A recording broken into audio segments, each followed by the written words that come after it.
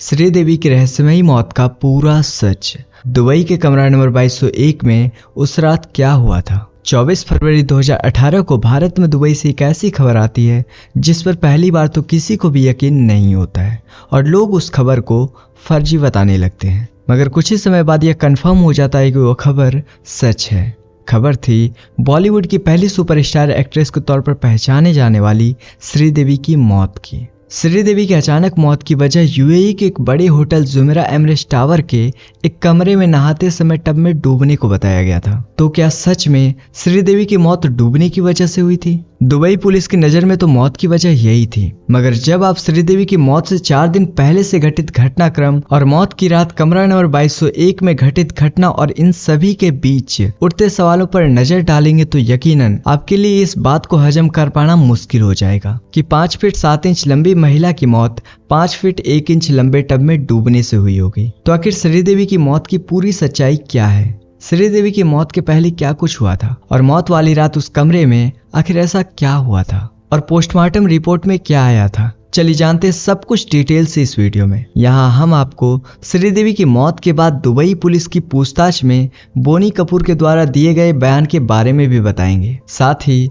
उन अनसुलझे सवालों से भी आपको रूबरू करवाएंगे जो कि श्रीदेवी की मौत को रहस्यमयी बनाती है। तो वीडियो में आखिर तक जरूर बने रहे और अगर आपने अभी तक चैनल को सब्सक्राइब नहीं किया है तो जल्दी से चैनल को सब्सक्राइब कर लें और हमारी लेटेस्ट वीडियो की जानकारी के लिए बेल आइकन को दबाना ना भूलें। दोस्तों 13 अगस्त 1963 को जन्मी श्रीदेवी का पूरा नाम श्री अम्मा यंगर अयप्पन था, मगर फिल्मी दुनिया में आने के बाद उन्होंने अपना नाम सिर्फ श्रीदेवी रख लिया। यहाँ श्रीदेवी की पर्सनल लाइफ के बारे में बात करने के बजाय हम सीधे उनकी रहस्यमयी मौत पर आते हैं। 21 फरवरी 2018 को बॉलीवुड के मशहूर कपूर खानदान के रिश्तेदार मोहित मारवा की शादी दुबई में होनी थी। ये एक बेहद ही हाई प्रोफाइल शादी थी क्योंकि मोहित फिल्मी दुनिया के सबसे बड़े घराने से संबंधित थे, जबकि जिनसे मोहित की शादी होनी थी वो कभी देश के अमीर लोगों में शुमार किए जाने वाले बिजनेसमैन अनिल अंबानी की पत्नी की भतीजी थी। शादी के लिए बिजनेस वर्ल्ड और फिल्मी दुनिया के कई नामचीन लोगों को इनविटेशन भेजा गया था और कई बड़ी हस्ती शादी में शामिल होने वाले थे। क्योंकि शादी के दिन करीब आ रहे थे इसलिए शादी में शामिल होने के लिए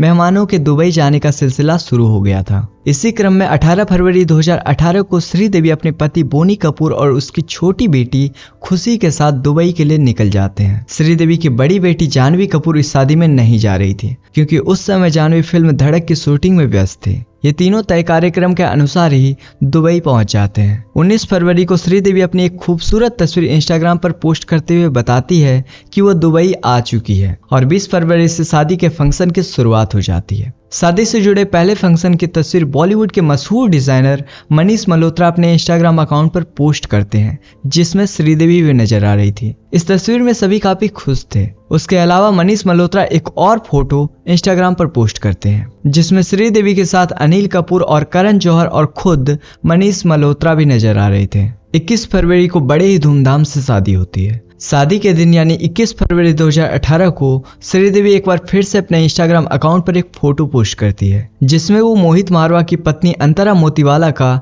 स्वागत कर रही थी। इस फोटो में श्रीदेवी और अंतरा के साथ खुशी और बोनी कपूर भी नजर आ रहे थे। इस शादी के दौरान श्रीदेवी खूब एंजॉय करती है और वो जमकर ठुमके भी लगाती है। 21 फरवरी को शादी का सभी फंक्शन खत्म हो जाता है। बिजी शेड्यूल होने की वजह से श्रीदेवी के पति बोनी कपूर 21 फरवरी को अपनी बेटी खुशी के साथ भारत वापस आ जाते हैं क्योंकि बोनी कपूर को उत्तर प्रदेश इन्वेस्टर समिट में शामिल होना था। इन लोगों के साथ श्रीदेवी वापस नहीं आती है। श्रीदेवी के ना आने के पीछे 2 वजह बताई जाती है। एक दावा ये किया गया कि श्रीदेवी की एक बहन दुबई में रहती थी और वो उससे मिलना चाहती थी इसलिए वो दुबई में ही रुक गई थी। दूसरा दावा ये किया जाता है कि श्रीदेवी के वापस ना आने के पीछे एक बहुत बड़ी वजह ये थी कि वो अपनी बेटी जानवी कपूर के लिए कुछ शॉपिंग करना चाहती थी क्योंकि जानवी फिल्म शूटिंग में बिजी होने की वजह से शादी में नहीं आ पाई थी। इसलिए श्रीदेवी होटल जुमेरा एमरेस्ट टावर में ही रुक जाती है और उन्हें मिलता है 2201 नंबर कमरा। प्लान के मुताबिक अगले दिन 22 फरवरी 2018 को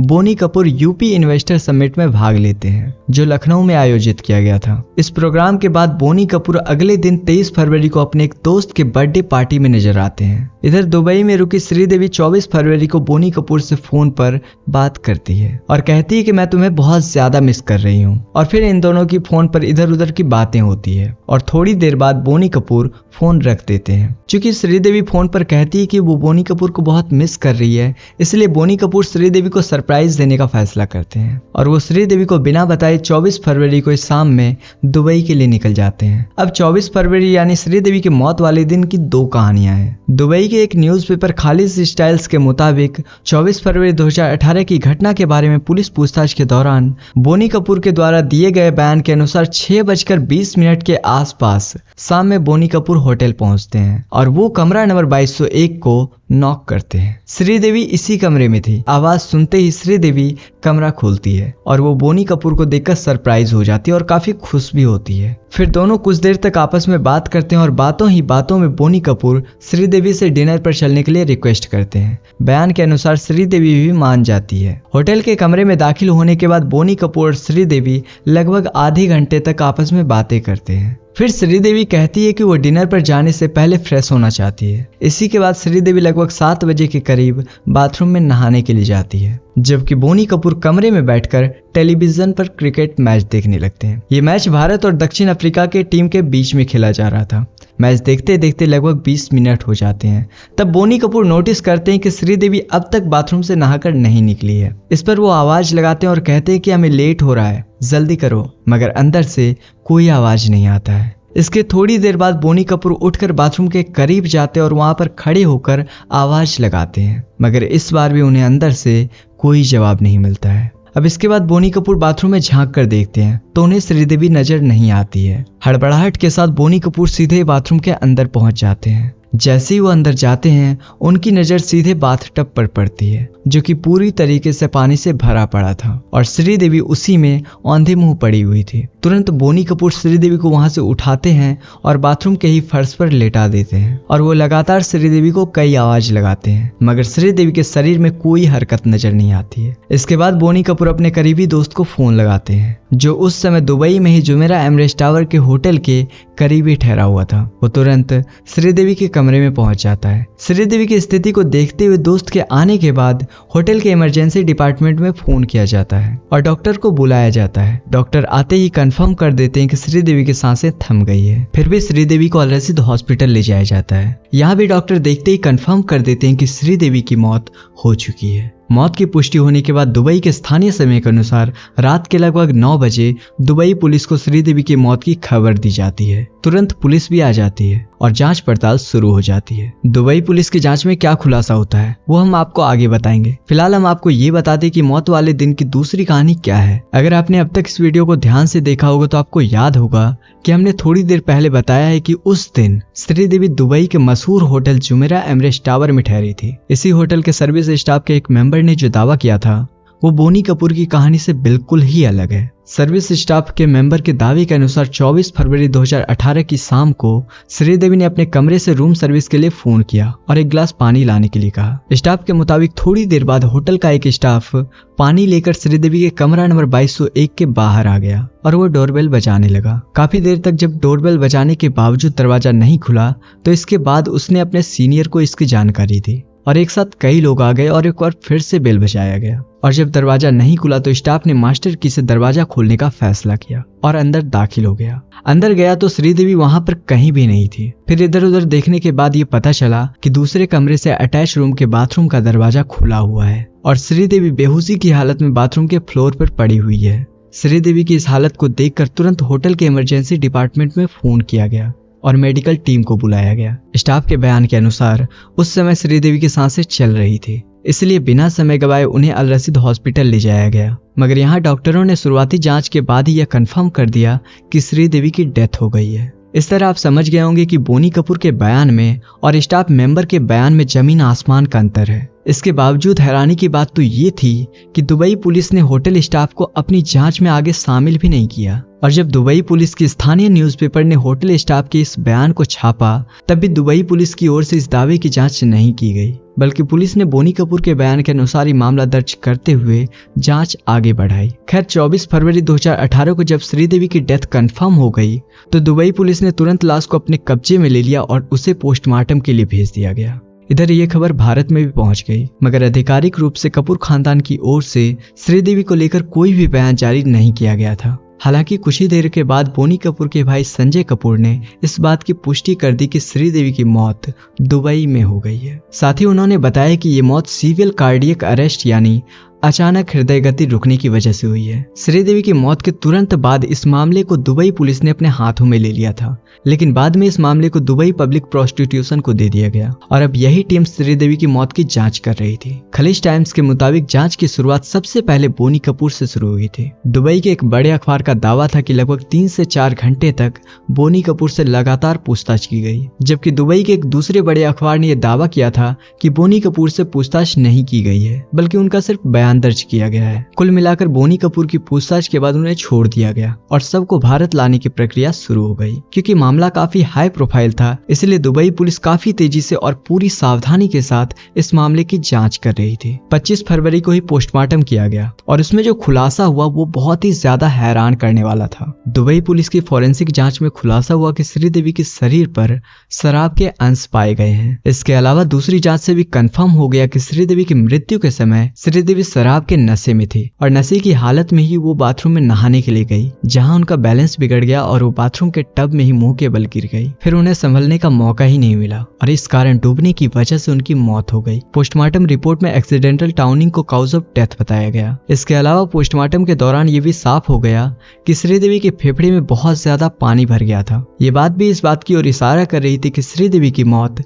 पानी में डूबने की वजह से हुई है। पोस्टमार्टम और कई जांच होने के बावजूद दुबई पुलिस श्रीदेवी की लाश को रिलीज नहीं कर रहा था, क्योंकि कुछ और जांच बाकी थे और साथ ही कागजी कार्रवाई पूरी करने में समय लग रहा था। अगले कुछ दिनों की जांच में यह तलाशने की कोशिश की गई कि कहीं श्रीदेवी को जहर देकर तो नहीं मारा गया, लेकिन जांच में किसी भी तरह के जहरीले पदार्थ श्रीदेवी के शरीर में नहीं मिले। जब दुबई पुलिस की नजर में श्रीदेवी की मौत की वजह बिल्कुल स्पष्ट हो गई तो आखिरकार 27 फरवरी को दुबई पुलिस ने श्रीदेवी से जुड़े केस को बंद कर दिया और अब लाश को भारत भेजने की अंतिम तैयारी शुरू हो गई। भले ही ये मामला काफी हाई प्रोफाइल था, इसके बावजूद दुबई में कागजी कार्रवाई पूरी करने में काफी समय लग रहा था। उधर बोनी कपूर जल्द से जल्द श्रीदेवी के शव को भारत लाना चाहते थे ताकि उनका अंतिम संस्कार किया जा सके। कहा जाता है कि जब अनिल अंबानी और बोनी कपूर की कोशिशें नाकाम हो गई तो बोनी कपूर ने शाहरुख खान से संपर्क किया कि वो अपनी पहुंच और पहचान का इस्तेमाल करते हुए जल्द से जल्द कागजी कार्रवाई को पूरी करवा दे ताकि श्रीदेवी के शव को भारत लाया जा सके। क्योंकि शाहरुख खान के पहचान वालों की तादाद दुबई में बहुत ज्यादा है, इसलिए प्रक्रिया में थोड़ी रफ्तार जरूर पकड़ी,